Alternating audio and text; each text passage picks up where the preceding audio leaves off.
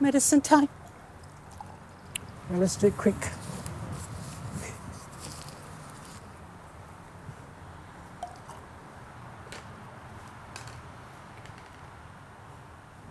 Sleeping. You grieve, you see them suffer, especially when you are helpless. So emotionally, you grieve. Physically, you get worn out because you got to take care of them. Really, you to carry them, physio them. It's round the clock care.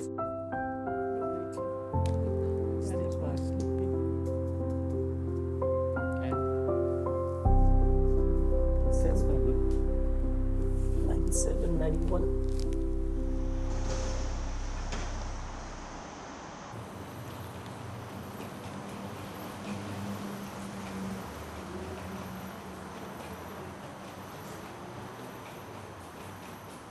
Nurse Yani and medical social worker Sandra are part of Star PALS, a pediatric palliative home care team under HCA Hospice. Such a hot day today.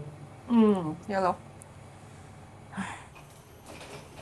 Today, they are visiting one of their new patients. Hello. Hello. Mr. Titus, you sleeping ah?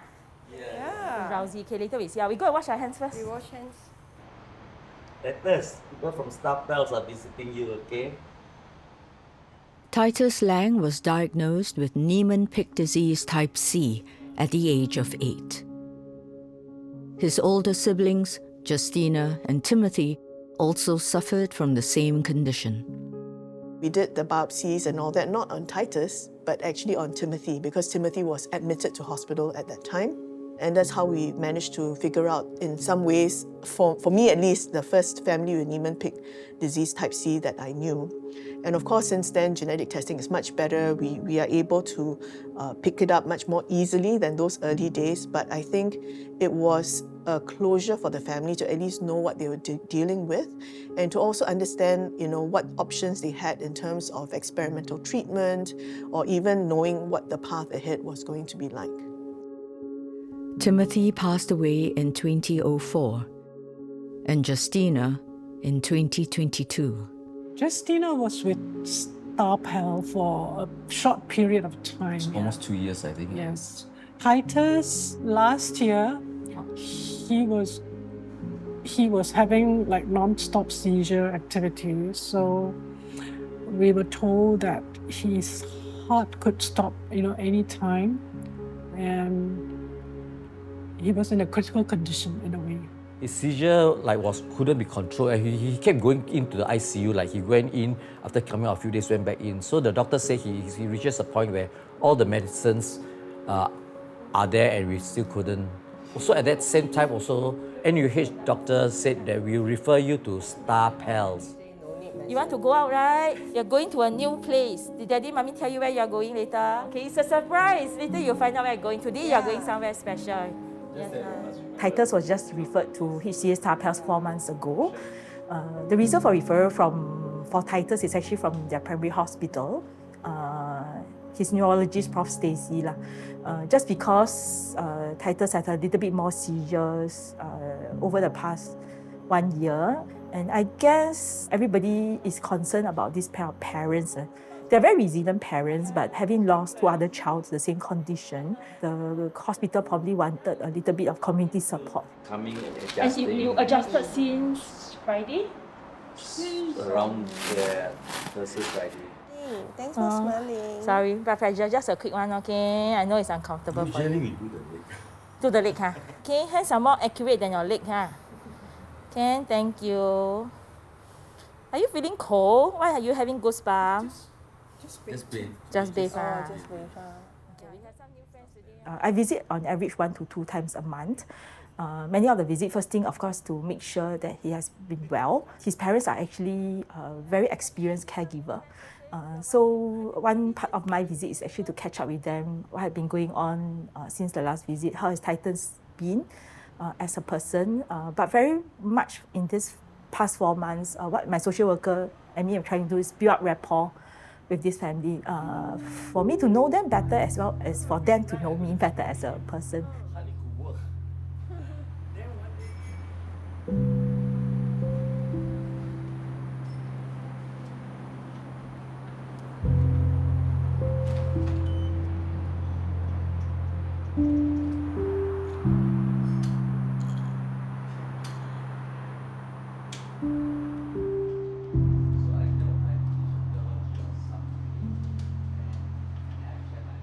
David and Lu Gyok are no strangers to caring for a child with complex needs. Yet, despite their experience, the struggles remain. Emotionally, you grieve. Physically, you get worn out. Financially, we are also stressed. I could be spending about 7 to 9K a month. And we also struggle spiritually. We were raised to expect suffering as norm. But when you see them being so helpless, like you cannot, the problem seems to be getting worse. You're not just arresting their problem without saying they're getting better, but it seems to get worse. You begin, so we went through a lot of asking why.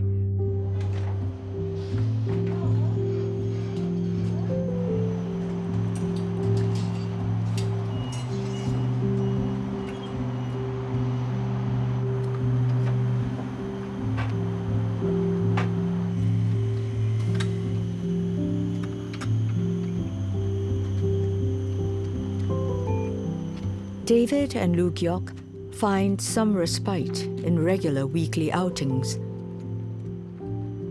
Today's excursion is a special one they've been planning for weeks.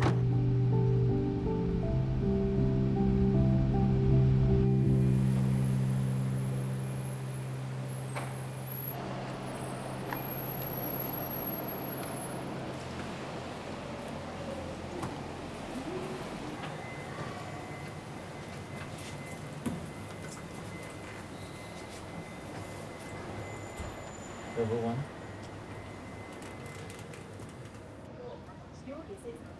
Right there, you can see him. Like this, they got him by the bill, they do too.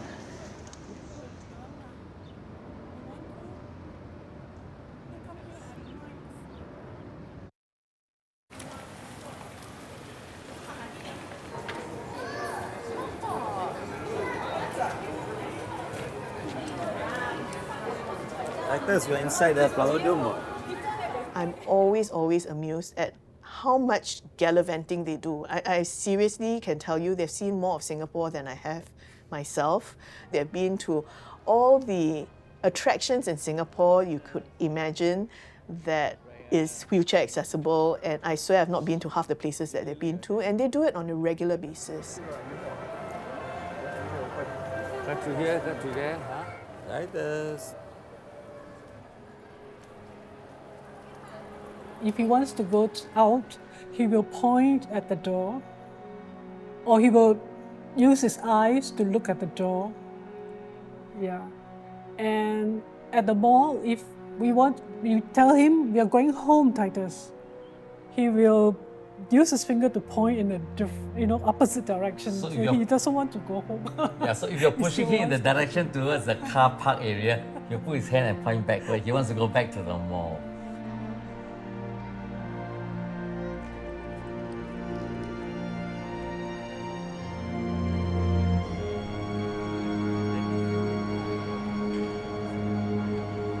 Ah, there.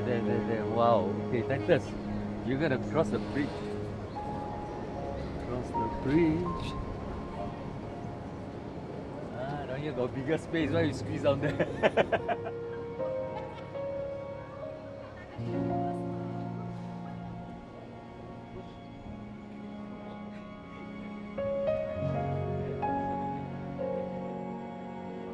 Titus, open your eye. Hello, where's Daddy? Yeah, trying to see me. Take a picture for all of us. Share coming. Generally, if mommy or daddy spend time with him, he is very contented. Yeah. In the earlier days, he doesn't like outing at first. In his younger days, we will bring him to Genting. He'll say, "Mommy, go home. Mommy, go home." We say, "We are in Genting. We cannot just go home like that, you know." He likes reading, playing with his toys, his video games and various things. So he's actually quite a homely person, quite an easy person to please in a sense. Timothy, right? And then your big sister is Justina.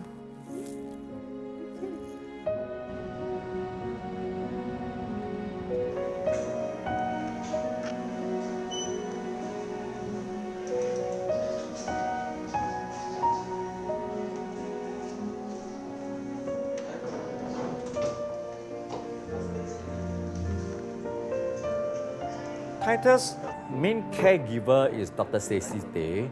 Regularly now, he see Dr. Stacy like maybe once a month. Okay, hi, how are you doing? Hello, Titus. He looks a little bit more awake than last visit. Yes, Yeah. so we have been tweaking. Yeah, I'll just do the adjustment based on what you're taking. But do you find him too sleepy at night? I think the concern is whether or not he is still breathing well enough. So at night when he sleep, he'll be raising up his hand. Okay, right. If he's better control, he'll point to Because his... this one doesn't look so rhythmic. Because you notice there's a little bit of a shaking in the background. How often are you seeing this now? The last few days has cut down quite a fair bit. Now we do see it a few times a day, but it only lasts like 4 seconds, 5 seconds, so we didn't bother to give any extra medication. That's something he's always had. Yeah. Where is it? A lot On this of side? It's this side, now side, yes. softer. Feels a little bit more like a lymph node because it moves. Does it change in size, I don't know. you think? It does. I don't know. Okay. When I put Because October, if he has a little bit of ongoing infection, it is where the drainage is, right, for the lymph node. So it can increase in size because it means that the white cells are fighting and so you have a bigger lymph node. And then when things get better, it will actually decrease in size. Let me try a different antibiotic. If it's not really resolving, then maybe a course of oral. My role all along has not always been to cure the condition, but where we can, we just walk alongside every family to see that whatever needs to be fixed will be fixed, and whatever support we can give, we do our best. And I would say that for Titus, he has had very good quality of life, even for Justina when she was with us. They enjoyed going out, they enjoyed a lot of activities, and I think as a family, they made a lot of very good memories together.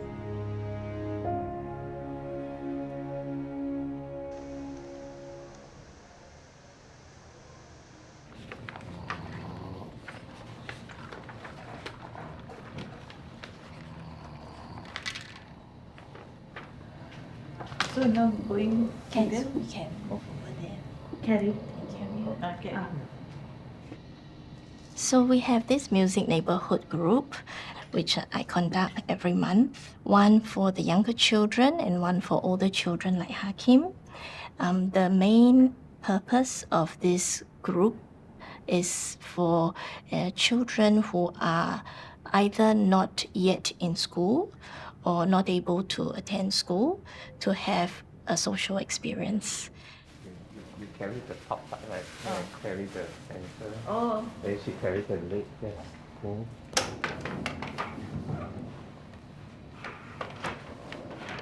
One, two, three. Okay, can.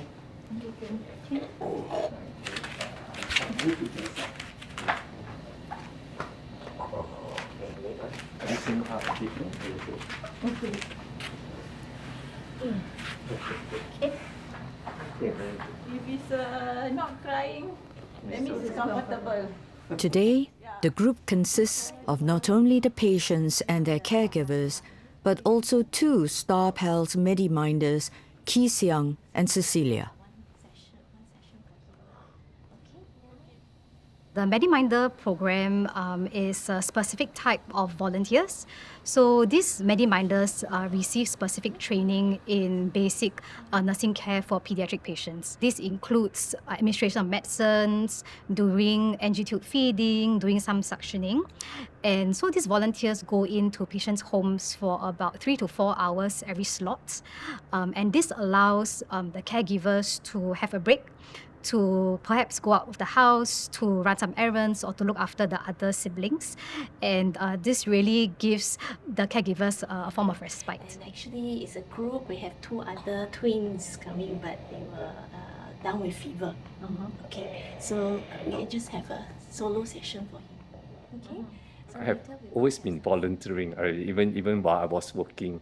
So before I retire, volunteering is a strong passion that I want to continue to venture into various areas. One of the criteria for volunteering for me is the flexibility in terms of time commitment, and also more importantly to go into areas whereby not many volunteers have ventured into.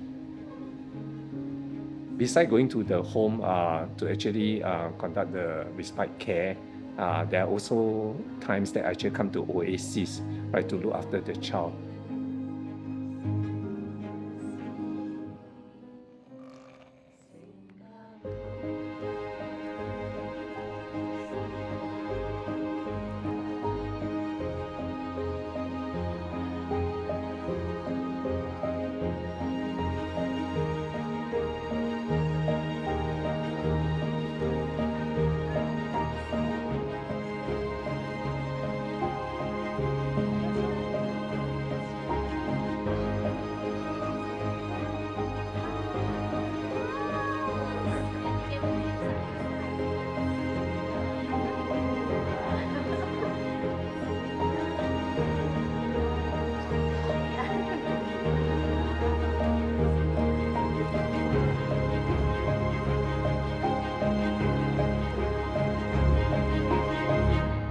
Thank you for your music today, Hakim and Mummy, Hanina. To you too. Kisyang and Cecilia, yes, thank you very much. Yeah.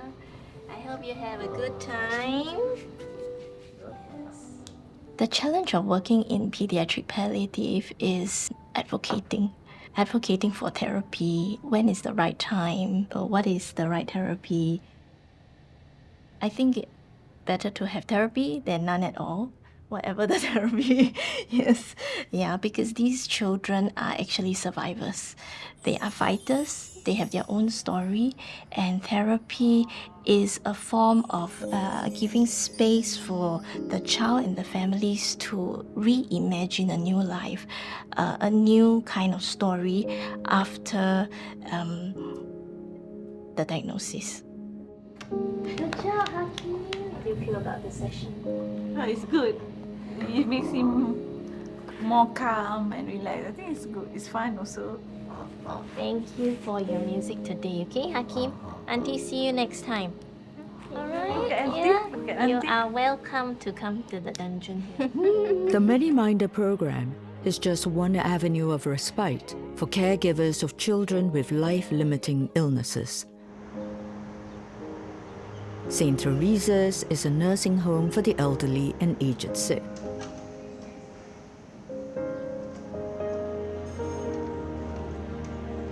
One year ago, it embarked on a new partnership with Star PALS. Hi, Dr. Grace. How are you? Me too, I'm good. Yeah, Thanks okay. for coming. Okay, thanks for having me. Yeah, so we will today see Zhengyu. Zhengyu lah. Yeah, that's Okay. right. Good. Trying to interact with him.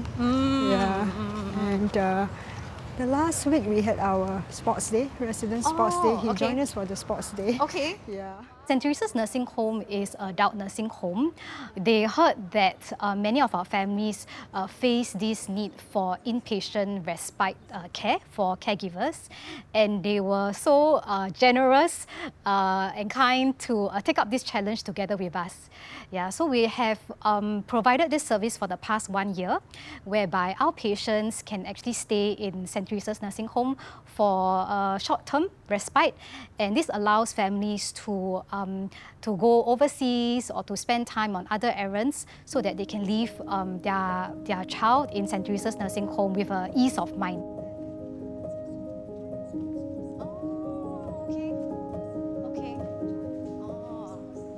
Okay. Hello, hi. Hi, Dr. Grace. Hello, hi.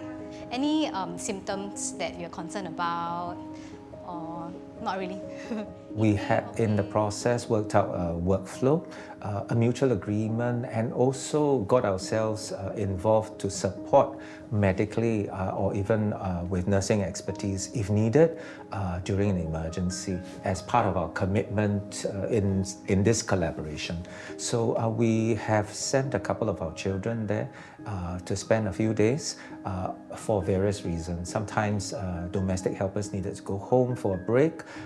The children and the parents were able to move into the nursing home, specially sort of built not so much built from scratch, but rather remodified to be able to hold some of these children.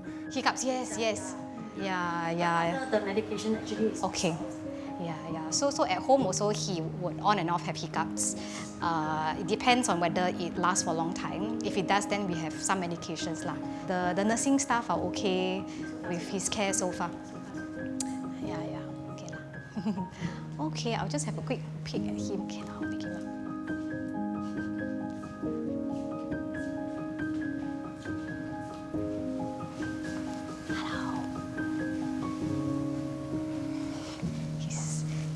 Very soundly. Yeah, he's sleeping soundly.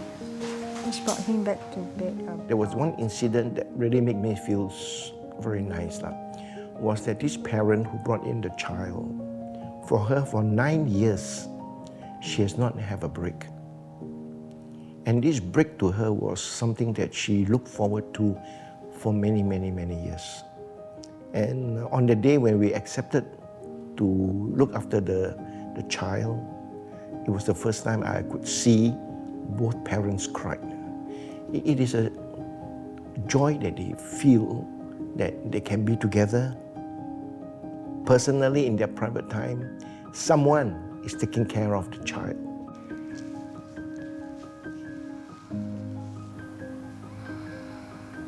Okay, lungs are clear.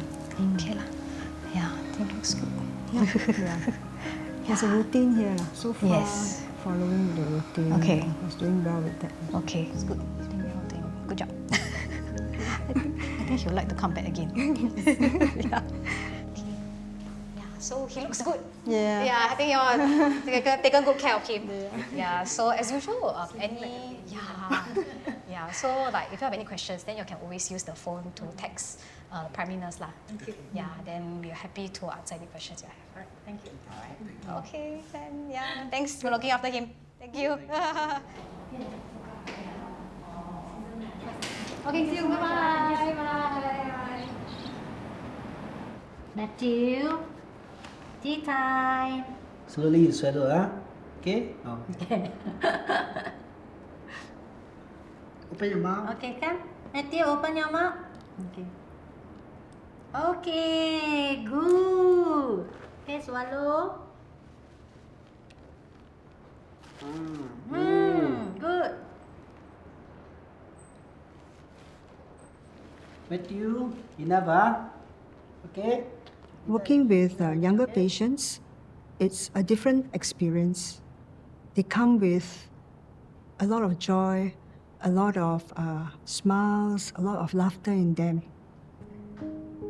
And being with them makes us feel young again.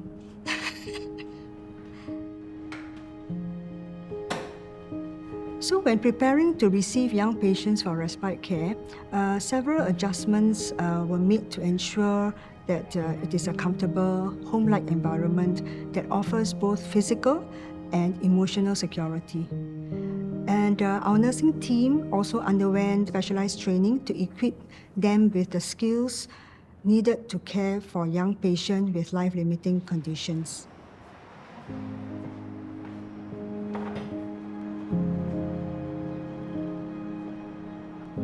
So at first, they tend to be a little bit quiet, but as they grow comfortable and more familiar with us, the team taking care of them, then their personalities start to shine through.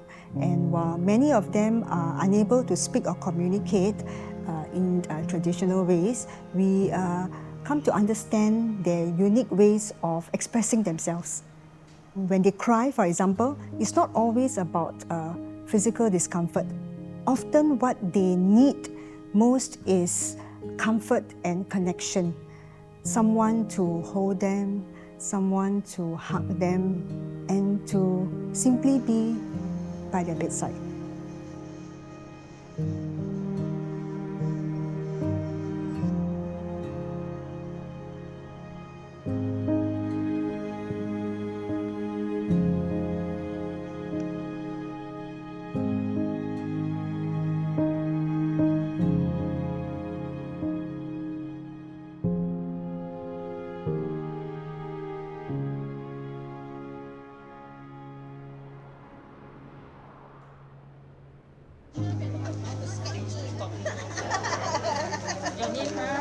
Better go away.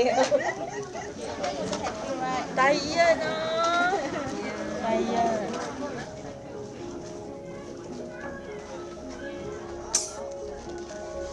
Nice. Open eyes. Maybe the father, you take one step to the left. Okay, then mom move to the 1, 2,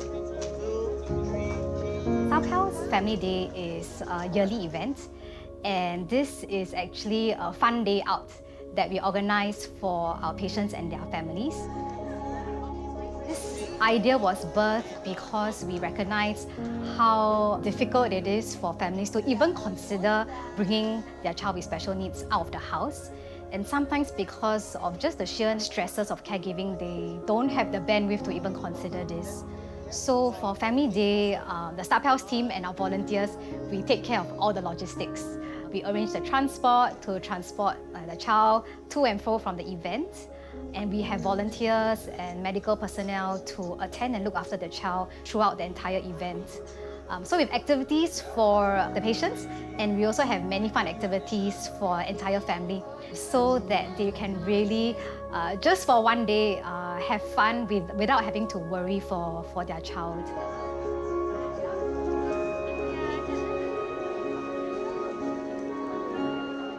Nine-year-old Irfan came under the care of Star PALS after being diagnosed with X-linked adrenoleukodystrophy 2 years ago.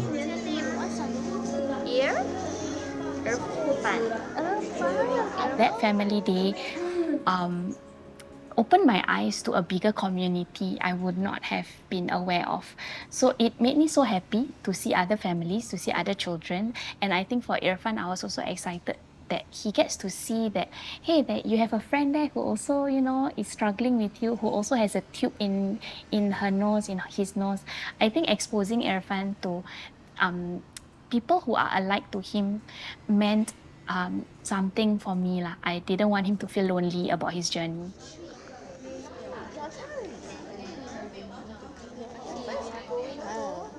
Give our left hand. Where's the big shot?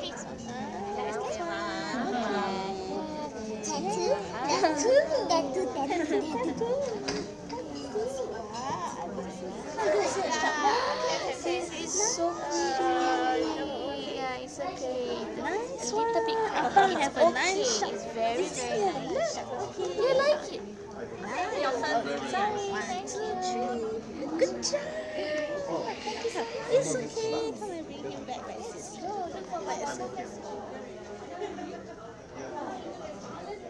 Welcome everyone to this family camp.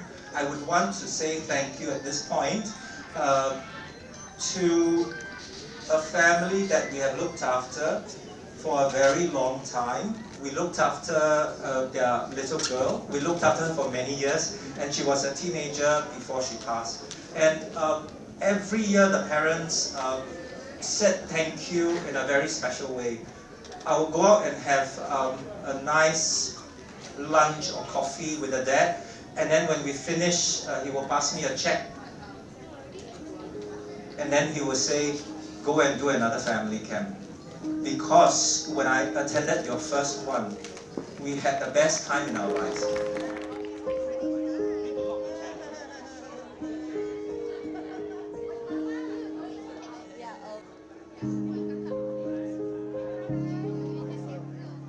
One of the families approached me and told me that her son had the same condition. And then she shared with me how Star PALS has helped her family also. So when I asked, oh, where's your son? Then she said, oh, he has passed on already. So knowing that she continued to come for the family day, even though technically Star PALS is no longer helping her family, showed to me that Star PALS is not just, oh, you only help and then when don't need help, they leave. They continue to extend that relationship, that friendship with Star PALS even beyond, even after her son's passing. And that's when I knew that Star PALS was more than just easy access to a nurse. It's an entire family. Yeah.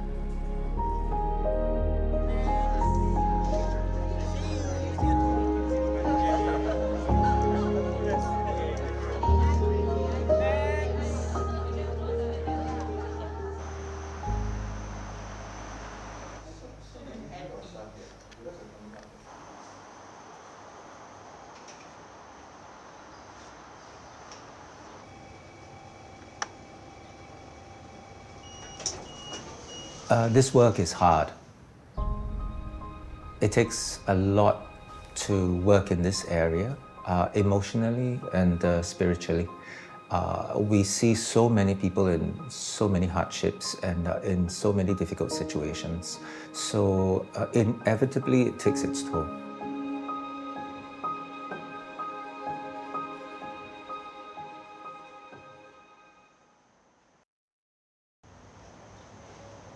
But of course, over the years, I've learned to find ways to cope and then continue to do this work with a full heart. I make time for reflection and self-compassion.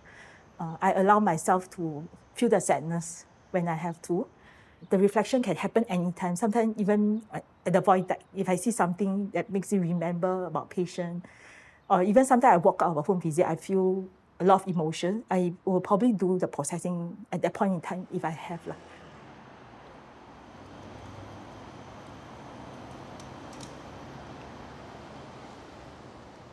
There was one sort of period where we lost a couple of people as a result of burnout. It was one of the biggest lessons that I learned as the lead of the program. Thank you. Hujan kan? I think one of the challenges that I face in leading the team is ensuring that our service stays relevant and current, and also that we always strive to provide excellent and the best quality of care to our patients and families. Another challenge that we face is that when we work on the ground with patients and families every day, we are confronted by their very pressing needs, and we also with them feel the frustrations and difficulties when we encounter gaps in the system that does not fully address all these needs. Happy birthday to you. Happy birthday to Irfan.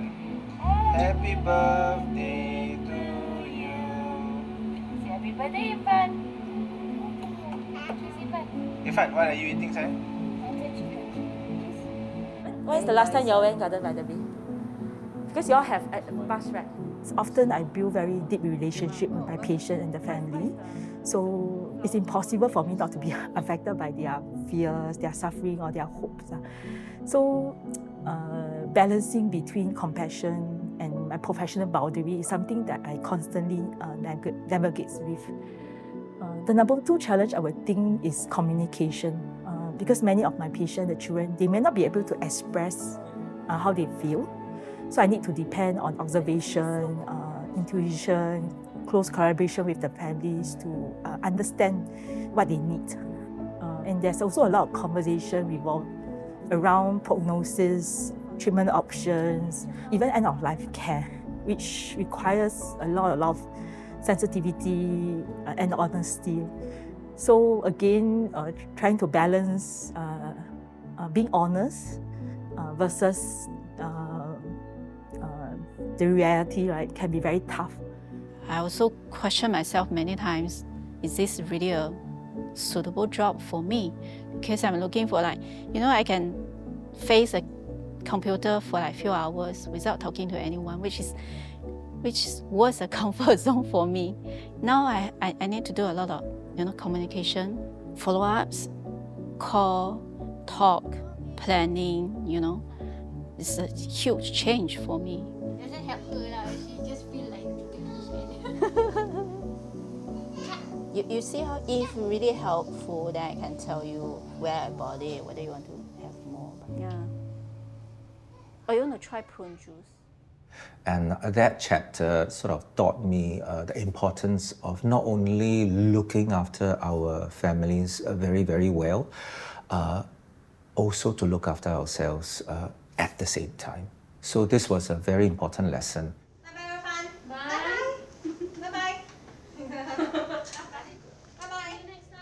I jog about 2 to 3 times a week, and when I'm jogging, it really helps me to process the thoughts and emotions, the conversations that I've had with families from the day. And also jogging releases lots of endorphins and happy hormones. So that's something that keeps me going And in terms of psychological, I like to journal. Journaling is another way that helps me to process, again, thoughts and emotions from the day, and also lessons that I've learned.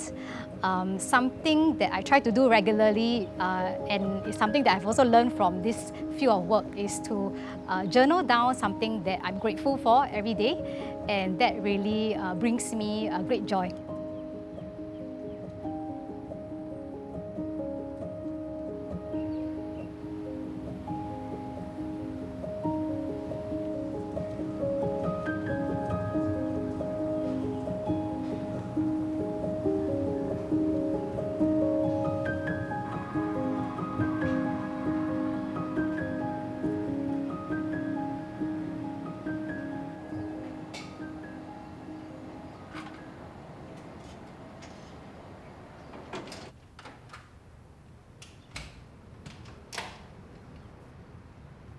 Sometimes I just like blandly sitting on the sofa. Sometimes I also read books. Yeah, I do a lot of reflections. If it's require you to analyze the situation and find the solutions. But then sometimes if I need to distract myself, depends on what is my mood. Sometimes I can just watch dramas, watch TV programs. If I need to talk to someone, I do so. It's how I release my stress or looking for solutions for difficulties. Yeah.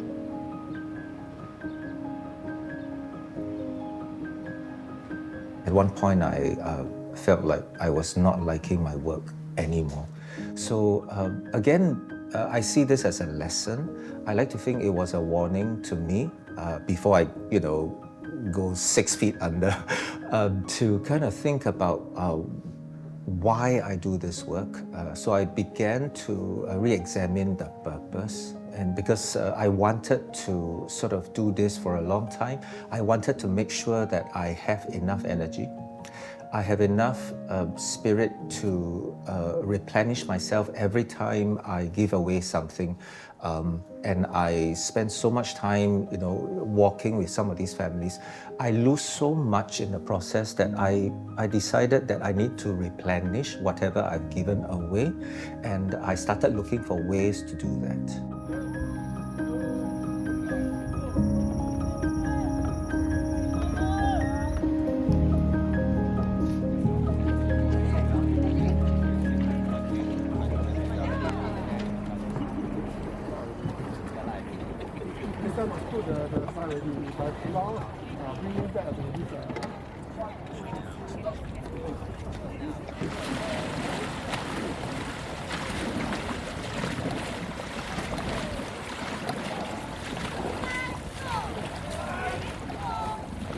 Up. Point. Go. So I started to learn how to do dragon boating. And it was something that was introduced to me strangely by a nurse on my team. What I've done was I gave myself a try because I thought that first, number one, I get very seasick. Number two, I don't think I am physically fit to do something so vigorous. At least that's what I thought right at the beginning. But I kind of went on to it anyway. Gave it a first go together with my nurse. After that, I kind of fell in love with it.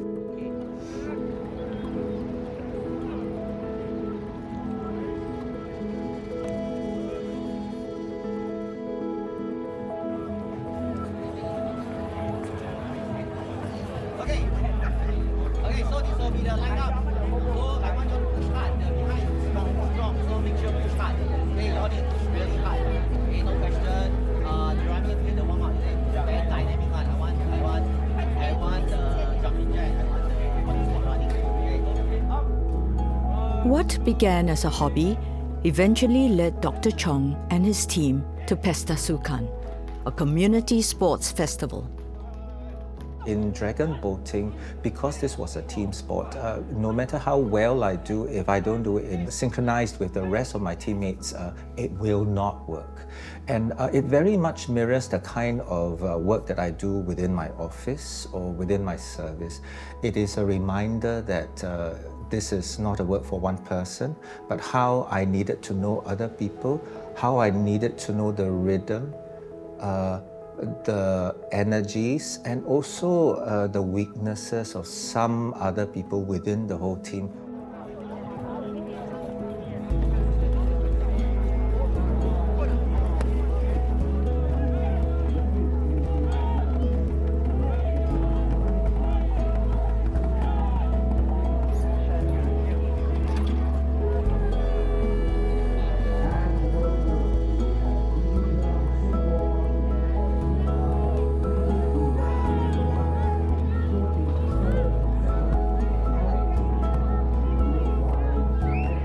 Dr. Chong's team placed third in the Masters mixed race.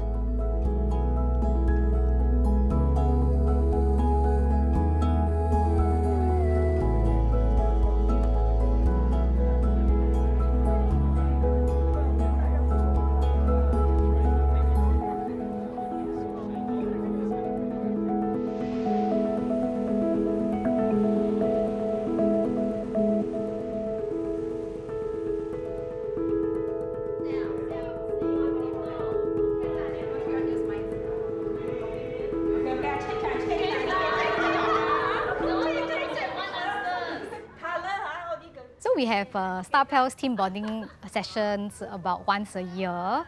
So the reason why we have such team bonding activities is really for us to get to know each other better outside of a work setting. Yeah, we do spend a lot of time with each other every day, but the focus is mainly on caring for our patients and families. So I felt it was good for us to also spend time together outside of work.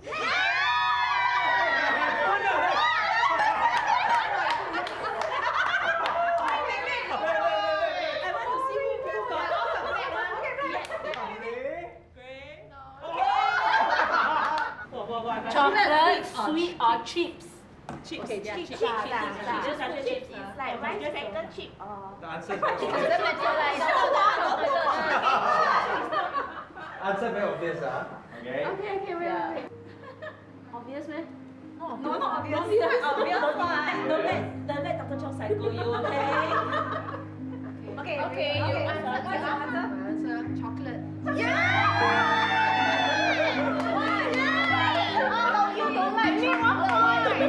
You know, you must answer to whatever you think people will say. You're right, like, it doesn't matter, you don't like chocolate. It doesn't matter, you just want to be. Not true. Wait, answer. You are too unusual.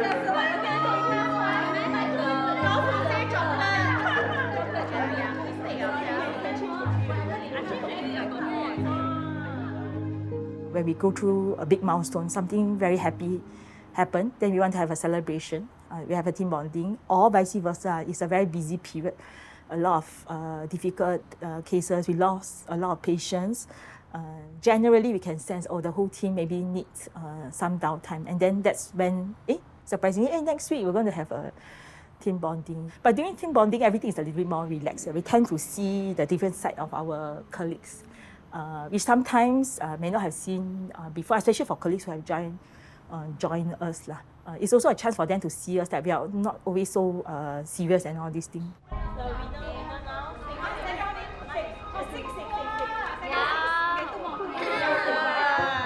Okay, listen carefully. Listen carefully. Okay. How many hours is the perfect night? Wow.